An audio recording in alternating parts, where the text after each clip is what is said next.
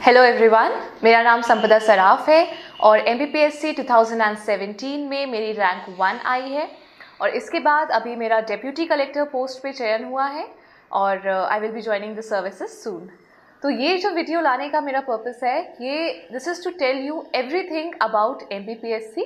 ये एग्ज़ाम कैसा है, कितने स्टेजेस में होता है, क्या पूछा जाता है इसमें, कौन सी पोस्ट मिलती हैं and what should be your main motivation in order to appear for this exam. तो चलिए हम स्टार्ट करते हैं। सबसे पहला क्वेश्चन जो एस्पिरेंट्स के मन में रहता है, और ख़ासकर अगर कोई सिविल सर्विस एस्पिरेंट है तो वो ये सोचते हैं कि यूपीएससी की तैयारी करें कि एमपीपीएससी की करें। कुछ लोगों का ये मानना रहता है कि अगर यूपीएससी की हम तैयारी कर रहे हैं तो एमपीपीएससी ऑटोमेटिकली कवर हो जाता है। तो ये बात मैं ना तो 100% सच कहूँगी, ना 100% इसको डिनाई करूँगी। This is somewhere in between. देखिए, एमपीपीएससी और यूपीएससी का जो मेंस का पार्ट है वो काफ़ी हद तक एमपीपीएससी यूपीएससी को फॉलो कर रहा है। क्वेश्चंस पूछने का तरीका भी अभी एमपीपीएससी ने यूपीएससी लेवल का करने लगा है धीरे धीरे मेंस में। लेकिन जो प्रीलिम्स एग्जामिनेशन है वो एंटायरली डिफरेंट रहता है यूपीएससी का और एमपीपीएससी का। हाँ, कोर सब्जेक्ट ज़रूर सिमिलर रह सकते हैं कि हिस्ट्री, पॉलिटी, ज्योग्राफी, इकोनॉमी, लेकिन फिर भी उसमें से पूछे जाने वाले क्वेश्चन दोनों में काफ़ी अलग होते हैं। इसलिए आप जो एमपीपीएससी का प्रीलिम है उसके लिए आपको एमपी के लिए स्पेशल ध्यान देना पड़ेगा अगर आप यूपीएससी की तैयारी कर रहे हैं तो भी। एक और जो डाउट रहता है स्टूडेंट्स के मन में वो रहता है कि अपनी तैयारी कब शुरू करें। तो मेरे हिसाब से इस एग्जामिनेशन में कुछ लोगों को जल्दी सक्सेस मिलती है, कुछ को कम थोड़ा लेट मिलती है, कई अटेम्प्ट्स के बाद मिलती है।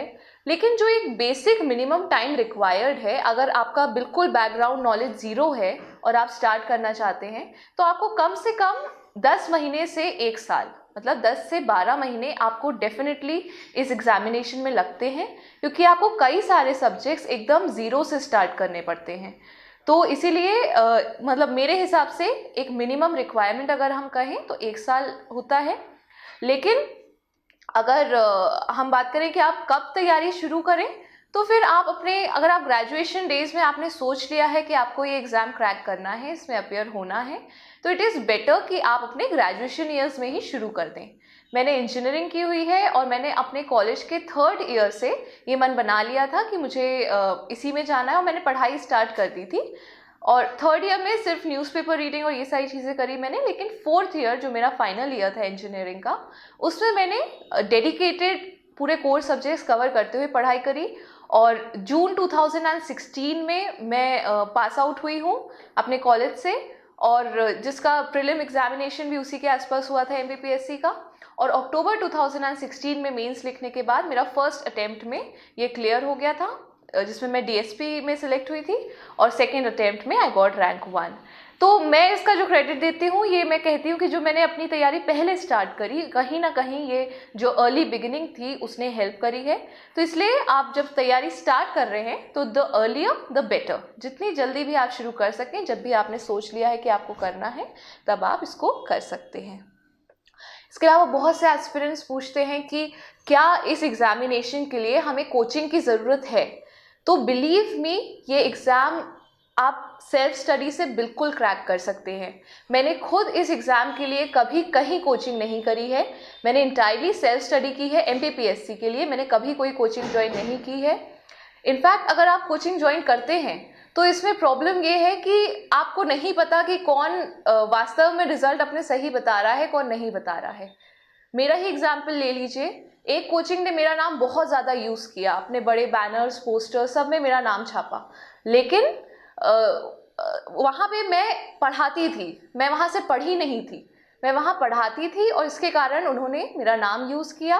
और जब मैं इंटरव्यू गाइडेंस देती थी दूसरों को तो वो मेरे इंटरव्यूज़ रिकॉर्ड करते, मतलब उसको एज अ मॉक इंटरव्यू और वो सारी चीज़ें करके कि मैं उनकी स्टूडेंट हूँ, जबकि मैंने वहाँ एक सिंगल क्लास अटेंड नहीं की है।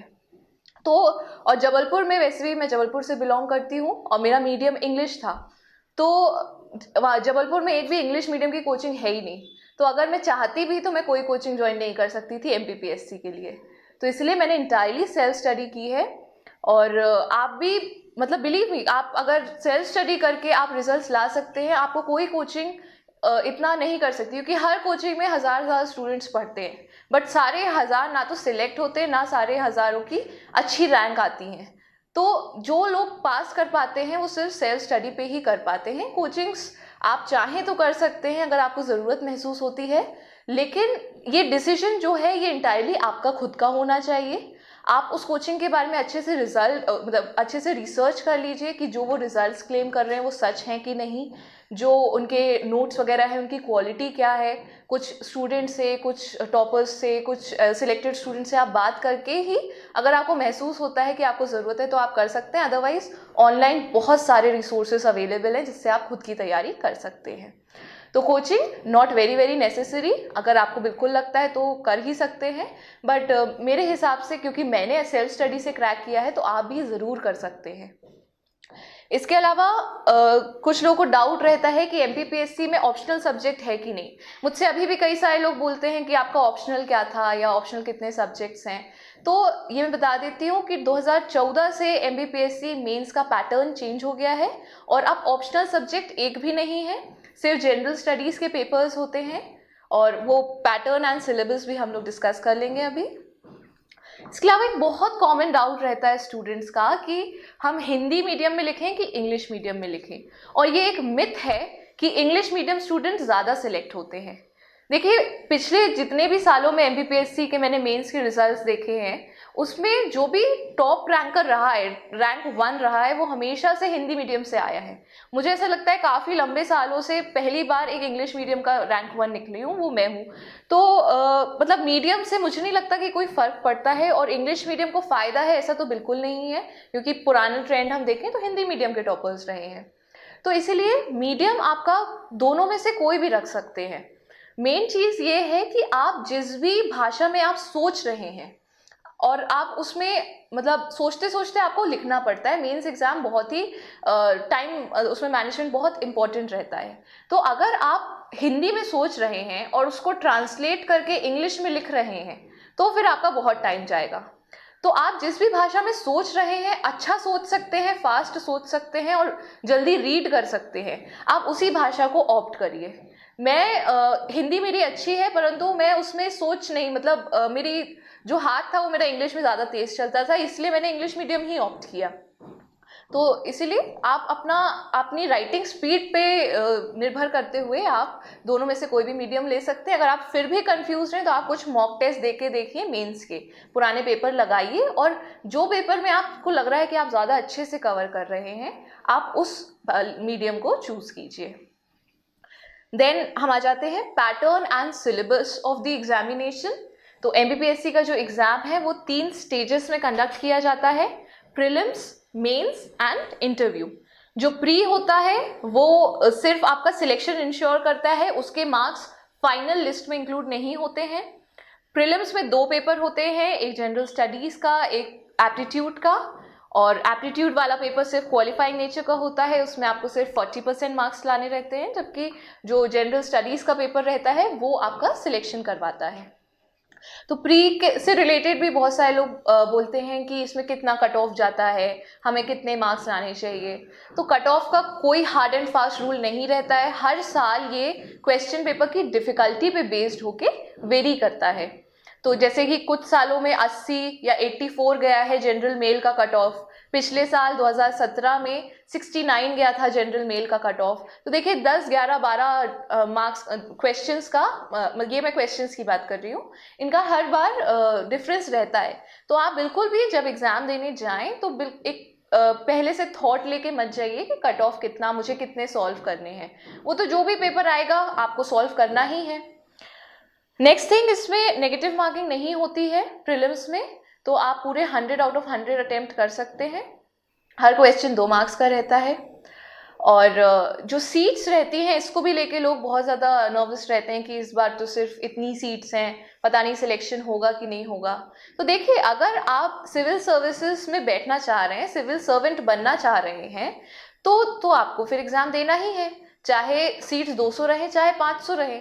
आपका एम तो क्लियर करना है ना एग्ज़ाम, और सभी लोग वही सोच के बैठ रहे हैं। अब अगर आप सीट्स कम है लेके टेंशन में रहें और आपका पेपर गड़बड़ हो, तो सीट्स कम भी हैं और आप टेंशन में भी हैं तो भी आप क्या कर लेंगे, सीट्स तो जितनी है उतनी ही रहनी है।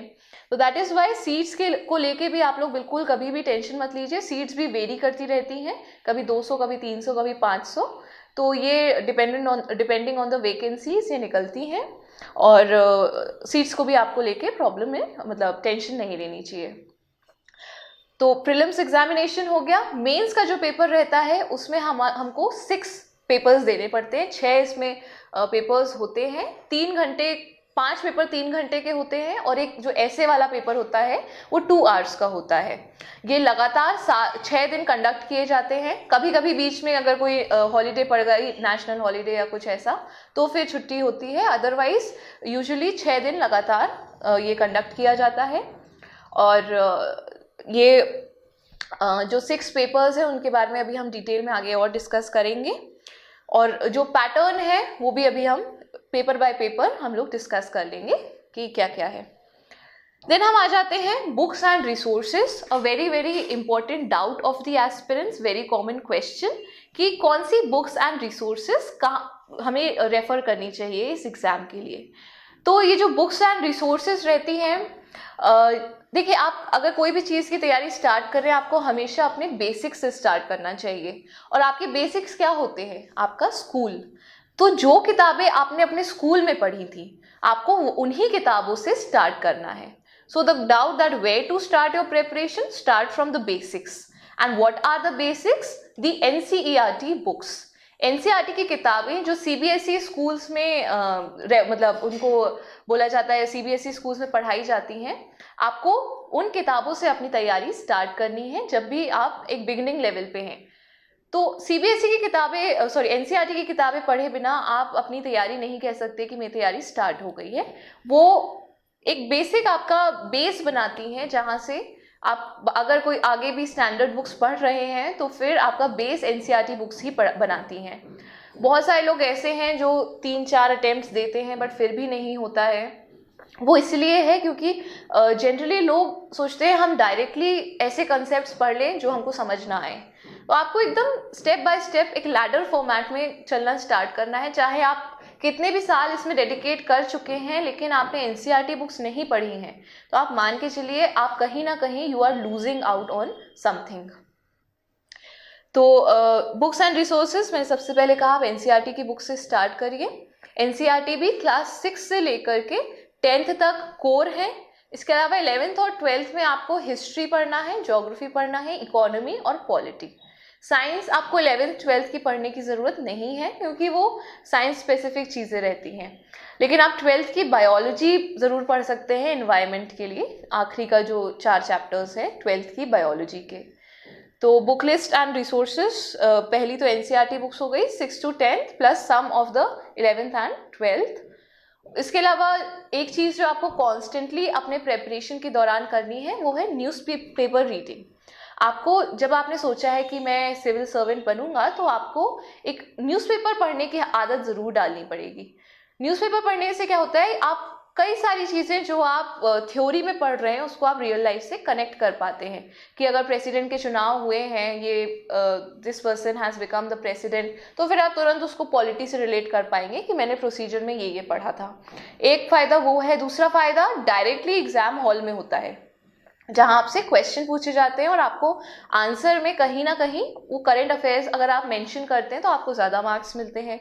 इसके अलावा इंटरव्यू में तो and in all stages of the exam your current affairs are very important. और करंट अफेयर्स आपको न्यूज़पेपर से कवर करना है। आप डेली एक न्यूज़पेपर पढ़िए। अगर आप इंग्लिश मीडियम के हैं तो द हिंदू या द इंडियन एक्सप्रेस पढ़ सकते हैं, और अगर आप हिंदी मीडियम के हैं तो आप दैनिक भास्कर पढ़ सकते हैं। साथ में द हिंदू का एनालिसिस जब आप में एक थोड़ा सा आप पढ़ चुके होंगे तो फिर आप धीरे धीरे द हिंदू का एनालिसिस भी पढ़ना स्टार्ट करिए, जो जैसे यूट्यूब पे कई सारी चैनल्स पे अवेलेबल रहता है हिंदू का एनालिसिस। तो तब आपको समझ में आने लगेगा।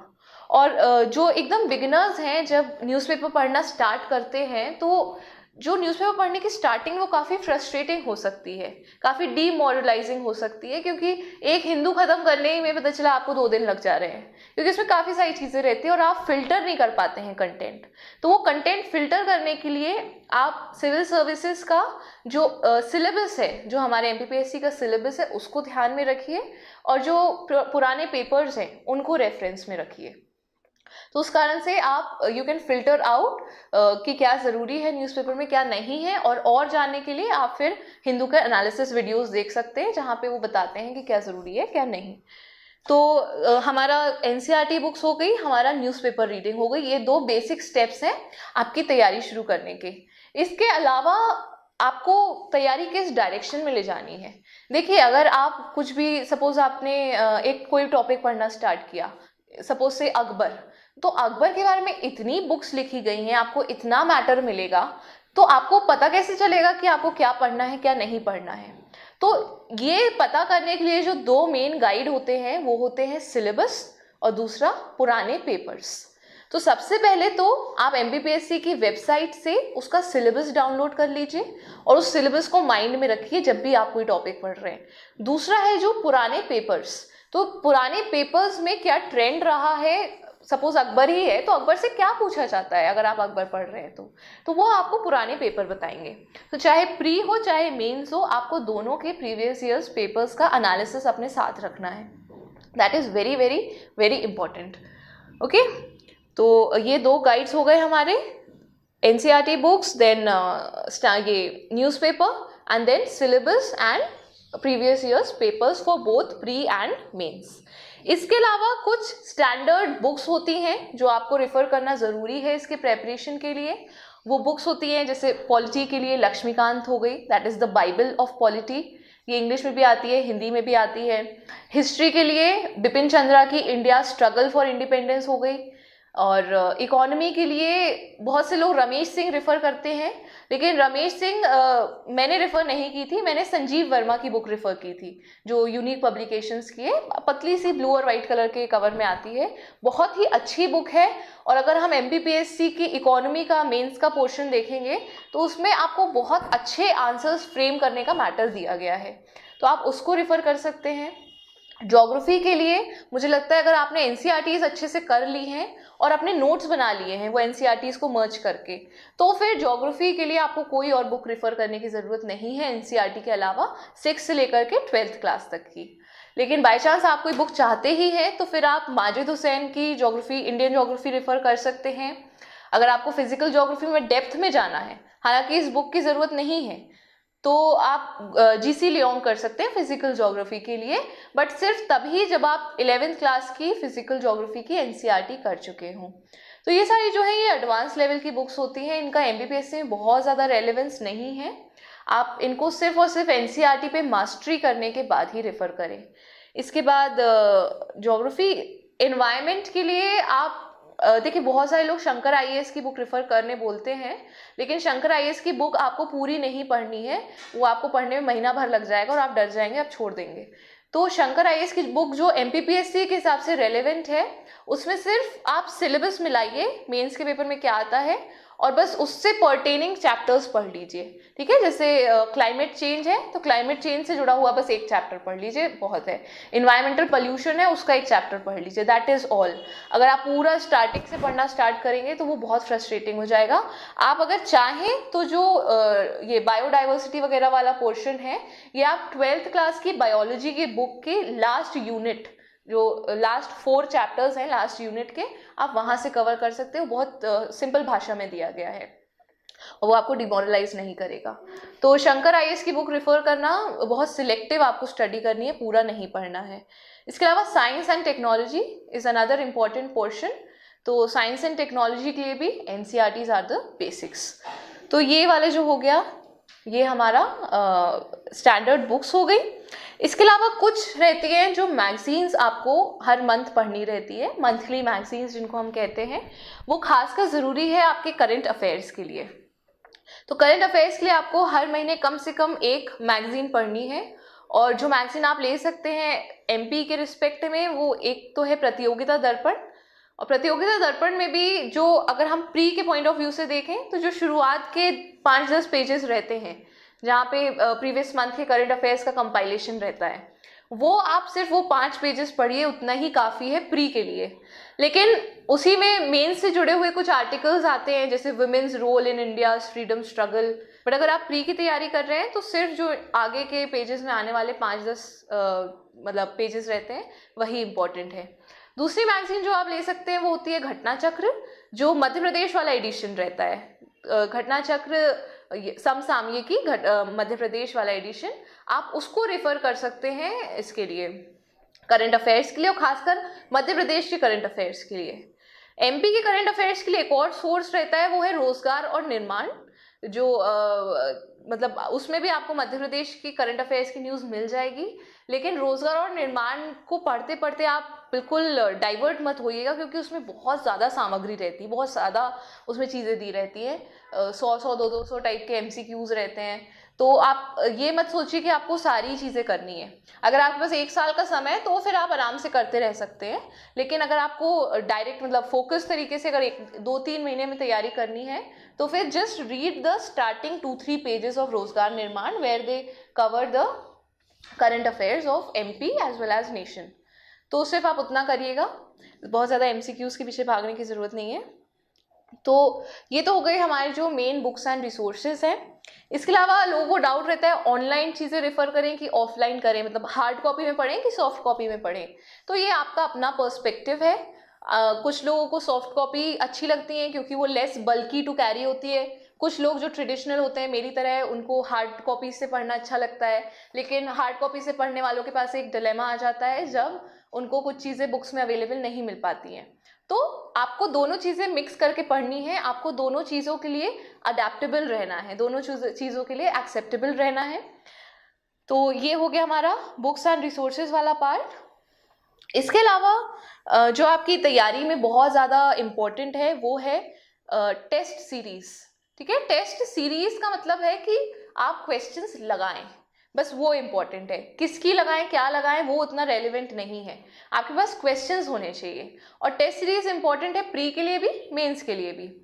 तो प्रीलिम्स के लिए आप टेस्ट सीरीज की जगह आप पुराने पेपर्स बैठ के लगा सकते हैं, वो ज़्यादा अच्छा तरीका है, क्योंकि कुछ क्वेश्चंस रिपीट भी होते हैं।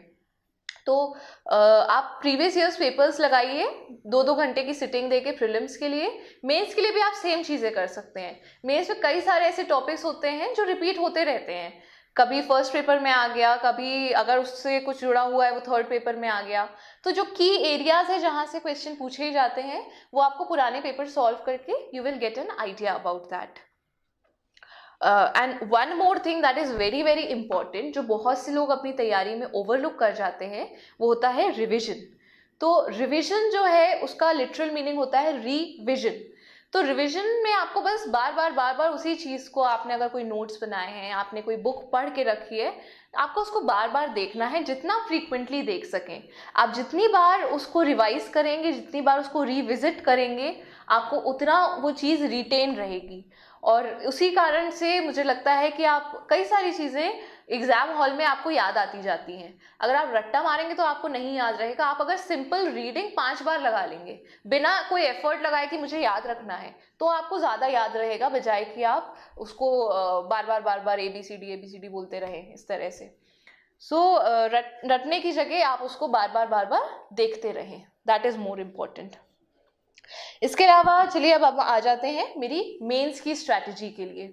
बहुत से लोगों ने मेरी मेंस की स्ट्रैटेजी पूछी है, तो आज मैं आपको अपनी मेंस की जो भी मैंने जिस भी तरीके से मेंस के लिए तैयारी करी और मेंस को मैंने लिखा है, मैं आपको वो बता देती हूँ।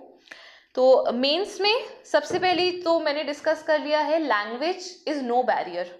आप जिस भी भाषा में लिख सकते हैं आप उस भाषा में लिखिए, जिस भाषा में आपकी स्पीड बन रही है, जिस भाषा में आप सोच के उसको प्रॉपर आउटपुट दे पा रहे हैं, आपको ट्रांसलेशन की ज़रूरत नहीं पड़ रही है।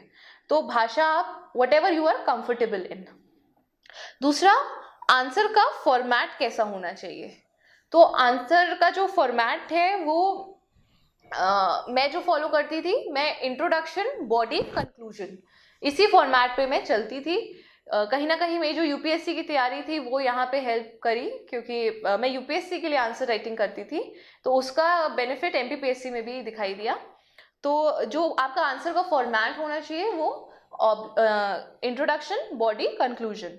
इंट्रोडक्शन में सपोज आप कह रहे हैं 20 से 30 शब्दों में आपको इंट्रोडक्शन देना चाहिए, जिसको आप या तो एक डेफिनेशन के फॉर्मेट में दे सकते हैं। सपोज कोई चीज़ पूछी गई है तो सबसे सिंपल इंट्रोडक्शन होता है कि आप उसका डेफिनेशन दे दीजिए।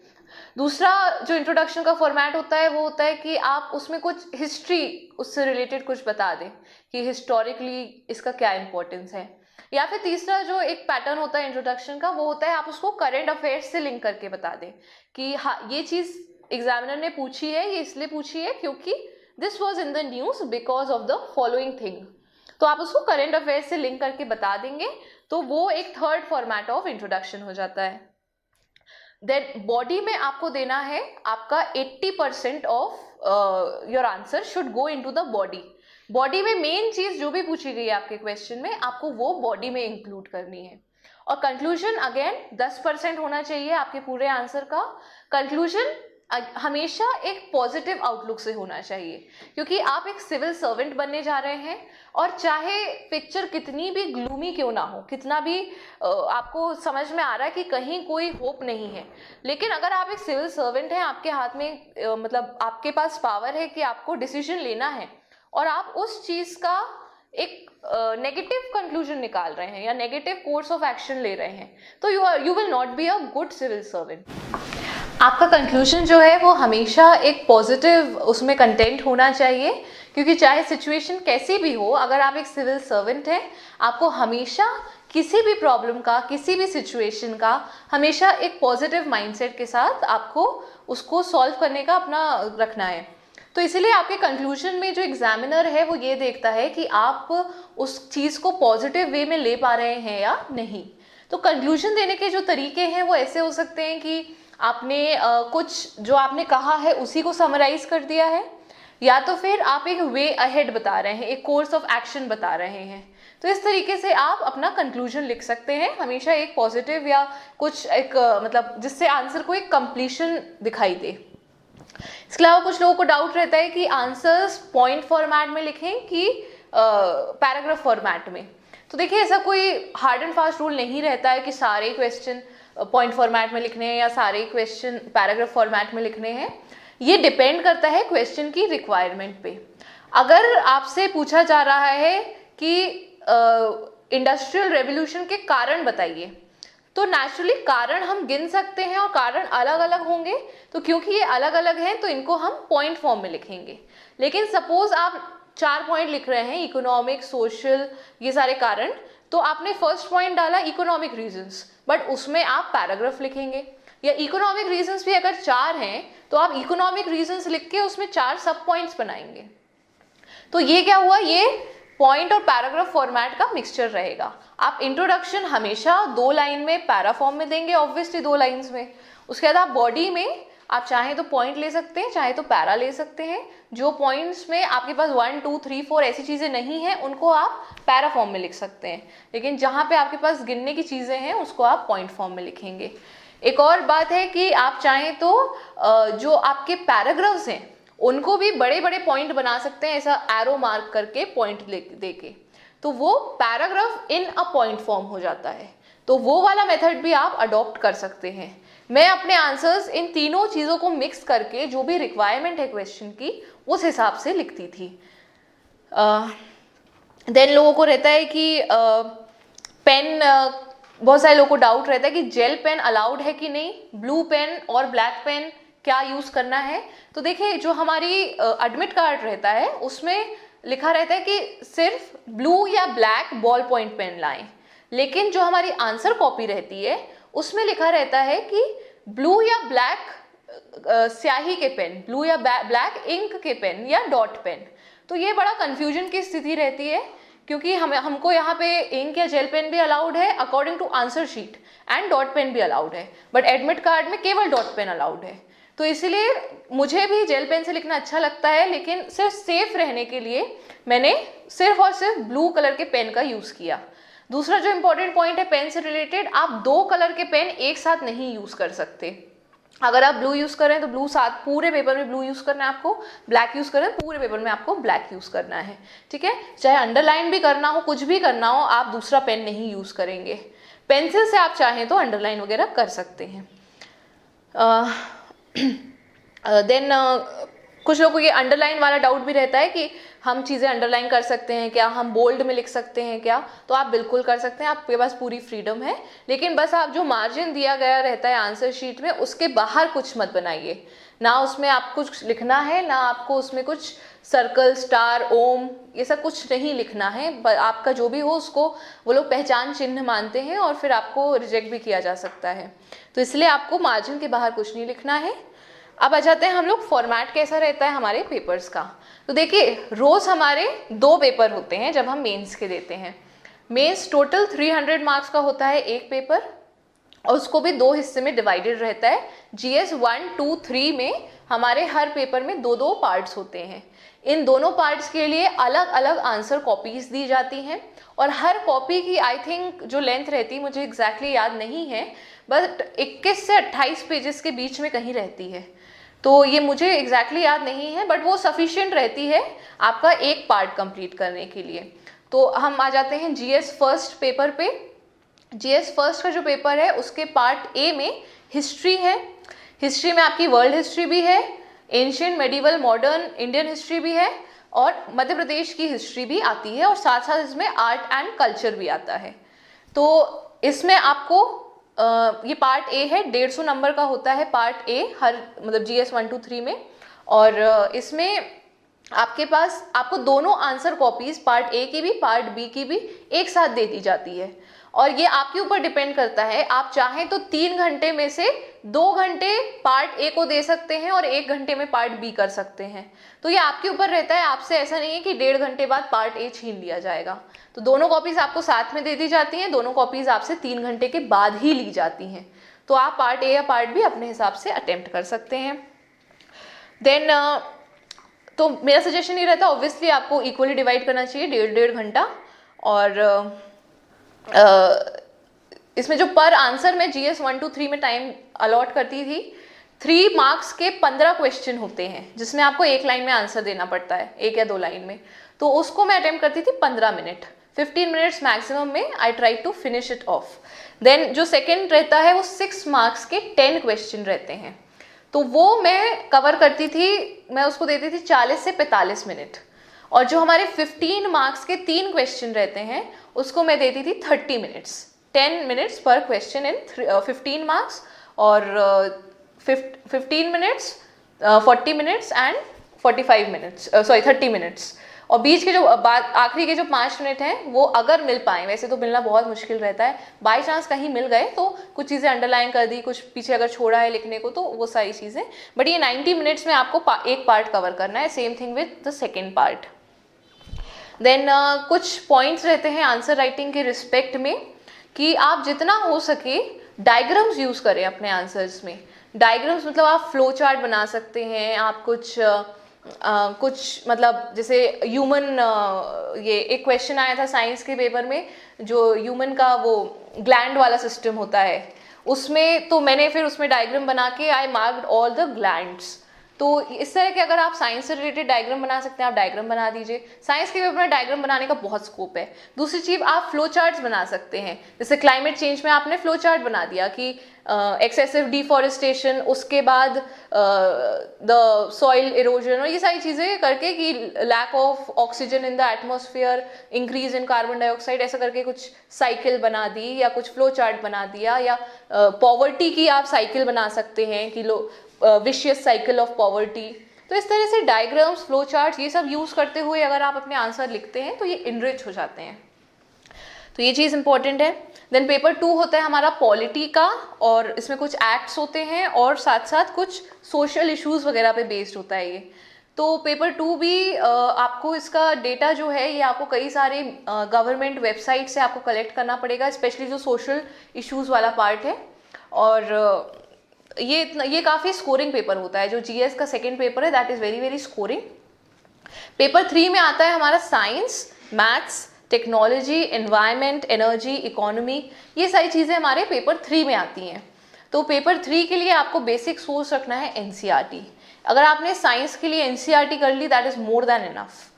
दूसरी चीज़, जो मैथ्स के क्वेश्चन आते हैं, अगर बड़े वाले आ रहे हैं 15 मार्कर्स में, तो मैथ्स के क्वेश्चन कभी कभी डिफिकल्ट आ जाते हैं। जब आप पाई चार्ट से आपको कई सारे कैलकुलेशन करने पड़ते हैं। तो अगर आपको लगता है कि आपने जो इसके लिए 10 मिनट अलॉट किया है एक क्वेश्चन के लिए, आप उससे कर पाएंगे, तो ही आप फिर मैथ्स वाला अटेम्प्ट कीजिए। अदरवाइज अगर आपको लग रहा है कि आपका समय जा रहा है या आप उसमें उलझते जा रहे हैं लंबे कैलकुलेशंस में, तो फिर आप लॉन्ग आंसर्स में मैथ्स वाला क्वेश्चन मत अटेम्प्ट कीजिए। ये थोड़े से ट्रिकी आ जाते हैं और कैलकुलेशन इसमें डेसिमल्स में और ये सारा थोड़ा लंबा चला जाता है। तो try to attempt the subjective part in the science वाला सेक्शन। देन जाते हैं हम पेपर 4th में, जो कि एथिक्स का पेपर है। ये पेपर होता है 200 मार्क्स का और ये 3 घंटे का होता है। और ये इसमें एक ही पेपर होता है, इसमें पार्ट ए पार्ट बी नहीं होता है। और इसके लिए आपको आई थिंक 40 पेजेस वाली कॉपी मिलती है एक। और इसमें एथिक्स में आपको थिंकर्स प्रिपेयर करने हैं, कुछ टर्मिनोलॉजी प्रिपेयर करनी है। तो इसके लिए आप लेक्सिकन या क्रॉनिकल पब्लिकेशन की एक लेक्सिकन नाम की बुक आती है, उससे आप केस स्टडी और डेफिनेशंस वगैरह प्रिपेयर कर सकते हैं। और जो हमारे थिंकर्स वाला पोर्शन है, इसके लिए आप कुछ बुक्स, इसी बुक्स मतलब कुछ और बुक्स जो एथिक्स की आती हैं उससे मिला के, कुछ इंटरनेट से लेके, कुछ ऐसा मिक्स करके आपको हर थिंकर के बारे में 100 से 200 शब्द आपके पास होने चाहिए। तो एथिक्स हो गया। देन 5th और 6th पेपर होता है। 5th होता है हिंदी का और 6th होता है ऐसे राइटिंग का। ऐसे आप किसी भी मीडियम से भर रहे हो, आपको ऐसे हिंदी में लिखना पड़ता है। तो इसके लिए जो इंग्लिश मीडियम वाले स्टूडेंट्स हैं वो स्पेशल ध्यान देंगे इन पेपर्स पे, क्योंकि बहुत से लोग इस पेपर के कारण क्वालिफाई ही नहीं कर पाते। अच्छा, एक और इम्पॉर्टेंट चीज़ है, आपको हर पेपर में कम से कम 40% मार्क्स लाने हैं ताकि आपकी कॉपी चेक हो सके। अगर आपके सपोज आपने सारे पेपर्स में बहुत अच्छा स्कोर किया है, लेकिन हिंदी में जो कि 200 मार्क्स का होता है उसमें आपके 40% नंबर नहीं आ पा रहे हैं, तो फिर आपके बाकी सारी मेहनत भी चली गई। तो इसलिए हिंदी और ऐसे दोनों पेपर्स में स्टूडेंट्स को मेहनत करनी है, जो कि चाहे आप हिंदी के हो चाहे इंग्लिश के हो, इस पेपर को आप नकारिए मत, इस पेपर को आप अंडर एस्टिमेट मत कीजिए। ये आपके मार्क्स बहुत ज़्यादा बढ़ा सकता है। हिंदी में लोगों के 150, 156 आउट ऑफ 200 भी आते हैं। तो अगर आपने हिंदी अच्छे से प्रिपेयर कर लिया तो कहीं और भी कमी हुई है तो आपकी कवर हो जाएगी। इसके अलावा ऐसे के लिए जो मेरी स्ट्रैटेजी रहती थी कि मैं कुछ कोटेशंस वगैरह नोट डाउन कर लेती थी और उसी को एसेज में यूज़ करती थी पैराग्राफ फॉर्मेट में। ऐसे कुछ आप एसेज पढ़ लीजिए, जो मैगजीन्स आप मंथली मैगजीन प्रेफर कर रहे हैं, जैसे प्रतियोगिता दर्पण में भी हर मंथ में कुछ एसेज आते हैं, तो इससे आपको एक ऐसे राइटिंग का फॉर्मेट समझ में आ जाएगा। फिर परीक्षा के पहले आप 1-2 ऐसे लिख के प्रैक्टिस कर सकते हैं। तो ये हो गया हमारा मेंस में अलग अलग पेपर की स्ट्रैटेजी। देन हम आ जाते हैं कि कुछ लोगों को डाउट रहता है कि हैंड राइटिंग कैसी होनी चाहिए आंसर राइटिंग में, कि मेरी हैंड राइटिंग बुरी है, क्या मैं मेंस लिखने लायक हूँ या नहीं हूँ। तो बिल्कुल हैंड राइटिंग, देखिए ये तो एक जनरल रूल है कि अगर हैंड राइटिंग अच्छी है तो देखने में अच्छी लगती है, बट हैंड राइटिंग अच्छी होने से किसी का सिलेक्शन नहीं होता है। अदरवाइज तो हर इंसान कैलीग्राफी में लिख के आ जाएगा। तो हैंड राइटिंग से फ़र्क तभी पड़ता है जब वो हैंड राइटिंग समझ ही ना आ रही हो। तो आपको बस लेजिबल हैंड राइटिंग होनी चाहिए। अगर आपकी राइटिंग नहीं भी अच्छी है तो आप उसको डिसीव करके अच्छा दिखाइए, उसमें स्पेसिंग ज़्यादा कर दीजिए, थोड़ा सा मतलब थोड़ा सा अपनी राइटिंग पे भी काम कर लीजिए और थोड़ा सा वो दिखे ऐसा कि पढ़ने में आ जाए। ओके, तो हैंड राइटिंग की प्रॉब्लम नहीं है, आपकी नहीं भी बुरी है तो that is not an issue. Then how many words to write per minute, आपको लगभग 25 वर्ड्स 1 मिनट में लिखने हैं। इतनी आप अपनी स्पीड बना लीजिए कि आप 1 मिनट में 25 शब्द लिख पाएँ, तभी आपका पेपर कंप्लीट हो जाएगा। दूसरी चीज़, मेंस क्लियर करने का जो एक मेन फंडा है, एक मेन की रूल है, दैट आप पेपर ख़त्म कर दीजिए। ठीक है, पेपर ख़त्म करना आपके लिए बहुत ज़रूरी है। आप एक भी क्वेश्चन मत छोड़िए, क्योंकि बाय चांस आपको 6 मार्क के क्वेश्चन में नहीं पता मेन बॉडी में क्या आएगा, लेकिन आपको उस चीज़ से रिलेटेड कुछ ना कुछ डेफिनेशन पता है, आप कुछ लिख सकते हैं उस विषय में। तो अगर आपने 6 मार्क के क्वेश्चन में 50 शब्द भी लिख दिए डेफिनेशन में, तो